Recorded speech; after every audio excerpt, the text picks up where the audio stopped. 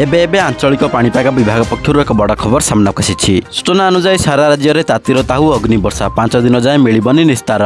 तेबे आग को केउ अंचल को खरा सहित गुड़गुड़ी अच्छी ता नहीं संपूर्ण अपडेट जानिबा, किंतु ता पूर्व वीडियो गोटे लाइक करंतु, सांगसाथी मानक सहित अधिकरू अधिक मात्रा शेयर करंतु। आपण माने जदि आम चैनल रे प्रथम थर पय वीडियो देखुथांती ताहाले एबे सब्सक्राइब करी बेल आइकन को ऑन करी रखंतु, जहा द्वारा जेबे भी जे कोनोसी पाणीपागर लेटेस्ट अपडेट आपण माने सर्वप्रथम आम चैनल रे पाई परिबे। ताहाले लेट न करी चलंतु खबर उपर नजर पकाइबा। तबे सूचना अनुसार नुआ रेकर्ड सृष्टि कलानी एप्रिल मास।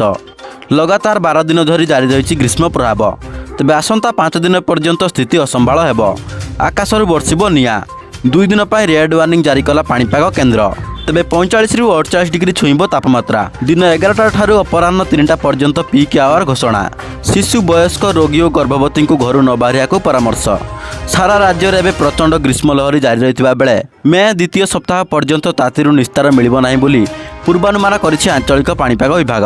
तेबे आज सिवियर रु सिवियर हेट वेव पर 9 जिला को रेड वार्निंग जारी करिछि आंचलिक पाणीपाग केन्द्र।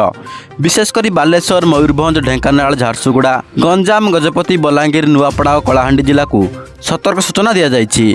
सेहीपरि 28 और 29 तारिख में प्रबल ग्रीष्म प्रभाव जारी रहिबो। एथिपाई 30 जिला को ऑरेंज वार्निंग जारी होइछि। तेबे 30 तारिख में राज्यर केतेक जिले में कालबैशाखी जनित बिजुली घड़घड़ी सह वर्षा होबार संभावना रही। वर्षा हेले भी ग्रीष्म प्रभाव जारी रहिबो। तेबे आपण माने वर्तमान भिडियोटी को केउ जिल्लारू देखुछन्ते एवं आपणक जिल्लार पाग किपरि अछि ता कमेंट माध्यम रे हमकु जणांतु। जय जगन्नाथ।